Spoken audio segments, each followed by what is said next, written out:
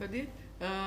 I'm Daniela Arsenović, Associate Professor at the University of Novi Sad, and I'm very happy that I'm today together with you on this conference, and that we will share common experience. My presentation is in some certain way introduction to all issues that you are dealing with in your work. So I will try to give some in this 15 or 20 minutes short brief of main demographic trends and the challenges that our world is facing today. As a result of change in fertility and mortality trends, also known as a demographic transition, world is faced with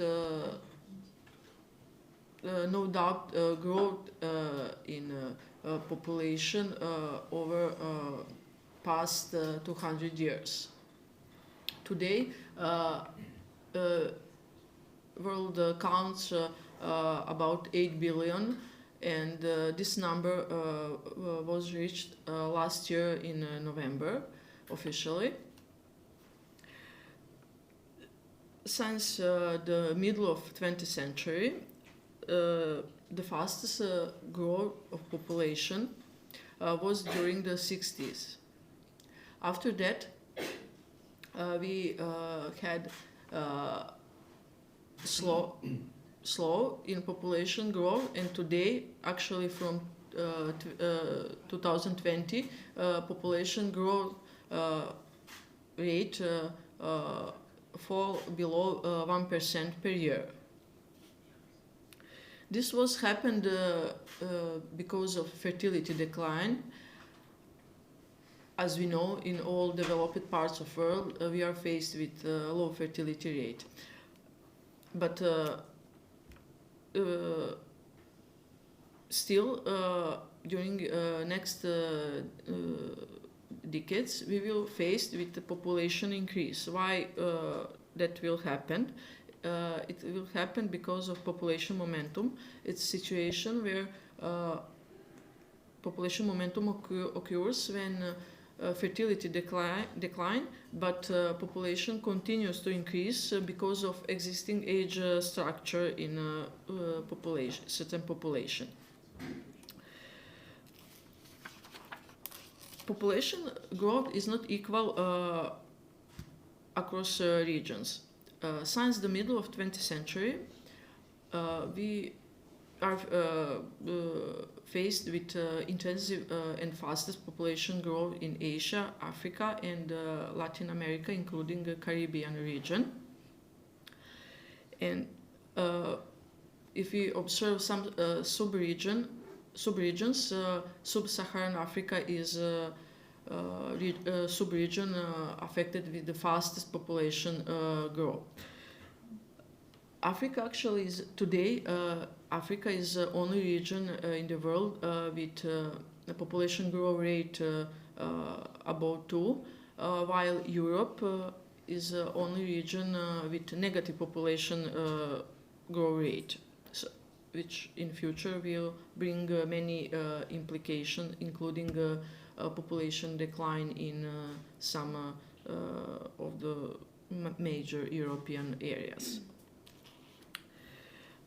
Today, the more than half, actually about 60% of population lives in Asia, and according to the official projections, until the middle of this century, Central and Southeast Asia will be most settled area in the world. On the other hand, European area, particularly some areas in Baltic region, Eastern Europe like Bulgaria, Romania, also southeastern Germany too, then South Europe like Greece, Spain, Italy, Croatia also. will be faced with population, and they are now currently faced, but they will be faced with even faster population decline, and fertility will be at lowest low level. That means below 1.2 children per woman. At the global level, we can expect and we will expect population increase thanks to the most settled region like Asia, and region with high fertility like Africa region. And until the middle of this century, we could expect that world population reach about will be around 9.7 billion. That's the projection in medium assumption. That means not too high fertility, not too low, some medium scenario. As I mentioned, population growth depends majority of population growth, world population growth depends on fertility rate. Since the middle of 20th century, the fastest, the highest fertility or number of children per woman was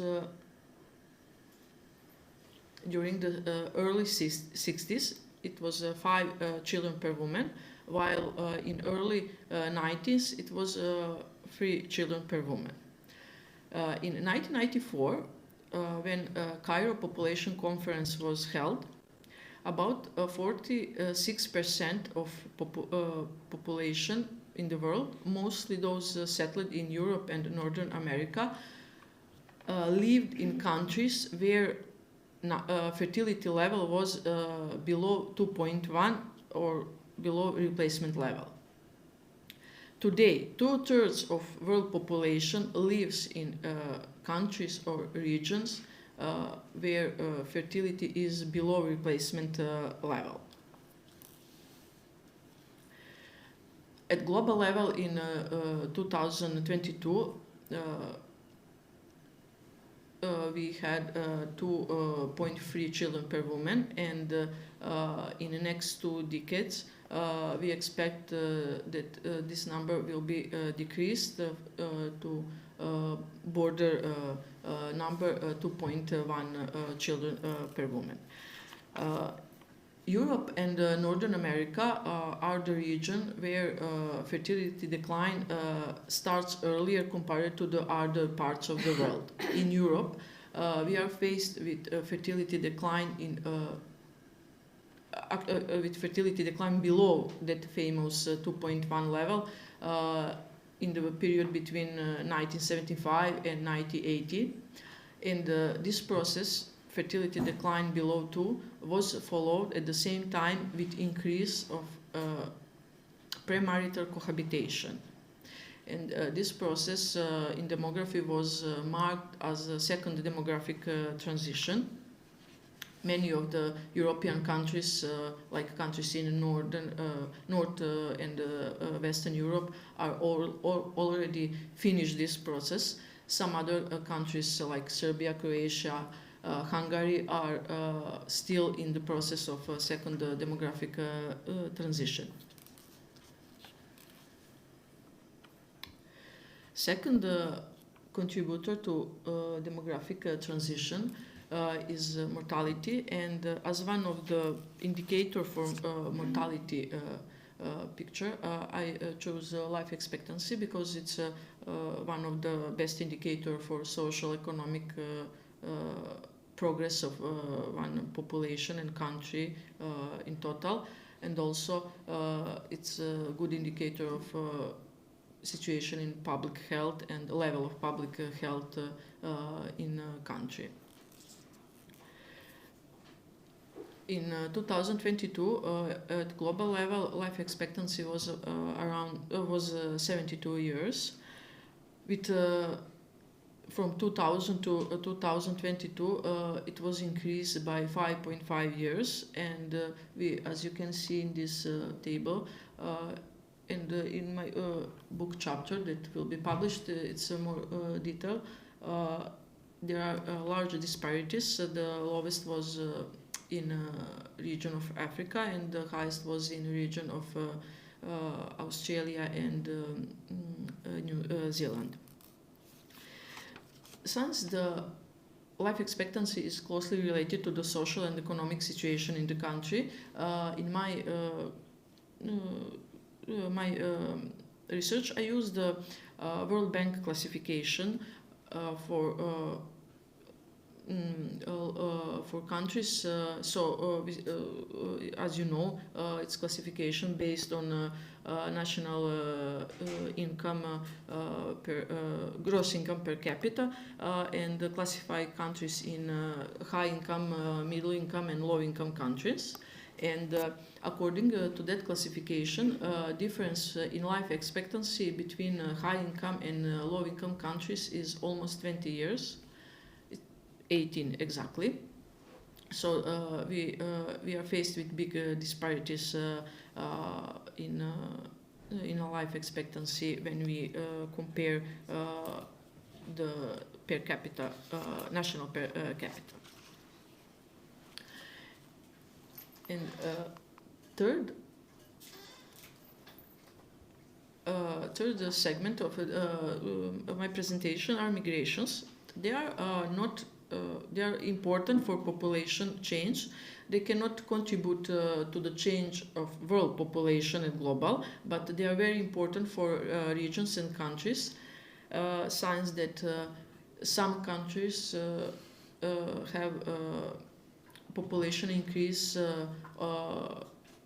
only thanks to the migration flows. There are many indicators used for migration. I use the international migration stock. It's the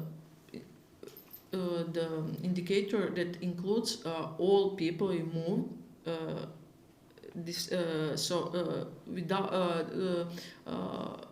No matter what the reason is, forced migration, voluntary migration too. So the refugees are also included in these numbers.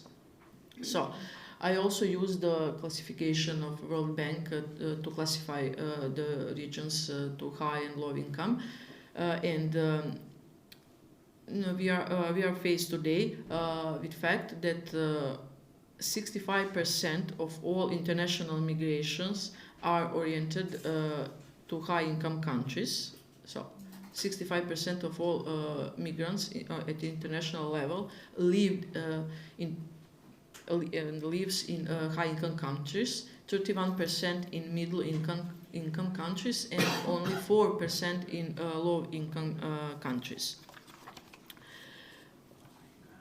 If we observe the data on country level, most of the international migrants lives in only few countries.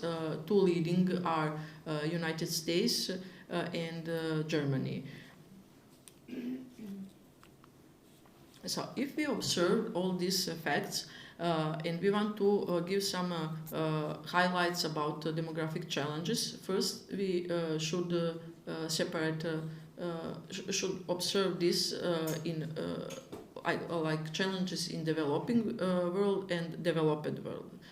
In the developing world, we are faced with a high fertility rate, low median age, and intensive population growth, and also with some other issues that are not only demographic issue, but also social and economic, like widespread poverty. And if we want to highlight some demographic challenges in the developed world, it's surely low fertility level, below replacement level, below 2.1. I can say also lowest low fertility below 1.2, because more and more countries are faced with this. Actually, maybe if we observe countries, we cannot see that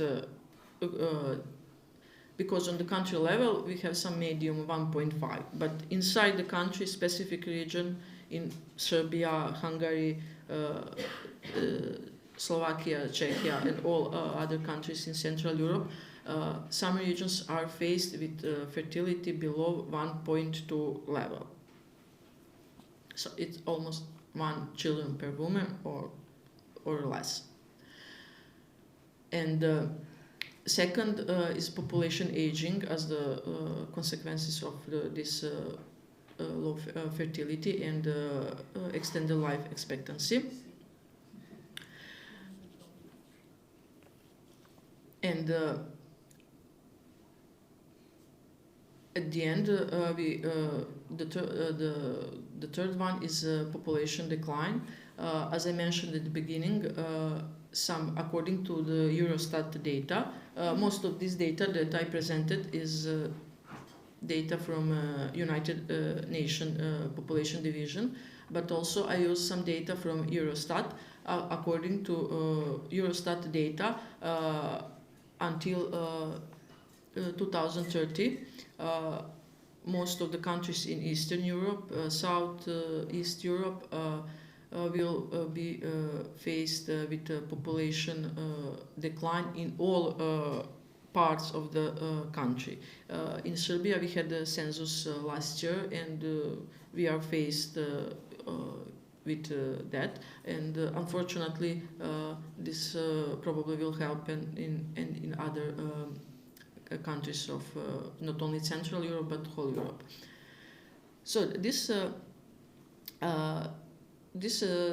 challenges, maybe they are demographic in origin, but they are close related to other aspects of human aspects that you are faced also. So I'm very happy that I can share my work and experience with you, and I hope that this will be a good introduction for this day today and tomorrow also. Thank you.